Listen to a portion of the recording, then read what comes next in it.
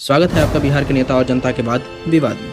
बिहार में चुनाव कोई इवेंट नहीं, ये तो एक फेस्टिवल है। नेता आते हैं जैसे कोई रिश्तेदार और जनता तैयार रहती है वादों की शादी में बाराती बनके।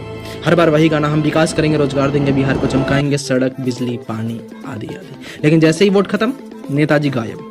एयरप्लेन मोड ऑन हो जाता है नेताजी। बिहार की हकीकत, अब थोड़ा ज्ञान भी सुन लो। बिहार का प्रति व्यक्ति आय करीब 65,000 रुपये सालाना, जबकि भारत का औसत लगभग 2 लाख रुपए है, यानी कि लगभग 3 गुना का फर्क हो जाता है। नीति आयोग के मुताबिक बिहार का 33.7% हिस्सा अभी भी गरीबी रेखा के नीचे है, लेकिन नेताजी कहते हैं हमने विकास किया। हाँ, विकास पोस्टर पे जरूर दिखता है और कागजों पे भी। नेताजी कहते हैं हमने हर गांव में सड़क बना दी।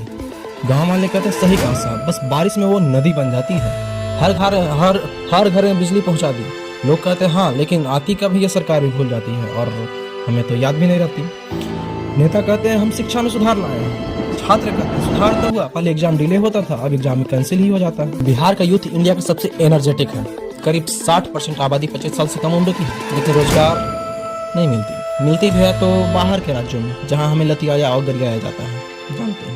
हर साल लगभग 15 लाख से 20 लाख बिहारी युवक दिल्ली, पंजाब, गुजरात या मुंबई जैसे क्षेत्रों में जाते हैं काम की तलाश में। यानी बिहार में घर से बाहर नौकरी भी एक परंपरा बन चुकी है।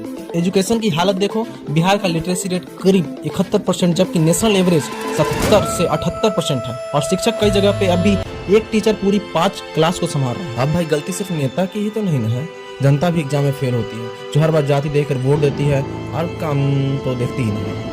नेता को पता है जनता भूल जाएगी, इसलिए वो भी अगली बार नए डायलॉग के साथ रेडी हो जाता है। इस बार बिहार फिर से चमके। बिहार गरीब नहीं है, बस भरोसे में अमीर है। यहाँ की मिट्टी से इतिहास बना है। चाणक्य, आर्यभट्ट, बौद्ध, ज्ञान, महावीर जैसे ज्ञानी और ध्यानी लोग पैदा हुए हैं, लेकिन आज जनता और नेता दोनों अपना रोल भूल चुके हैं। अब वक्त है बदलने का। वोट भावना से नहीं, बुद्धि से दो, क्योंकि जब जनता जागेगी तभी बिहार विकास के पथ पर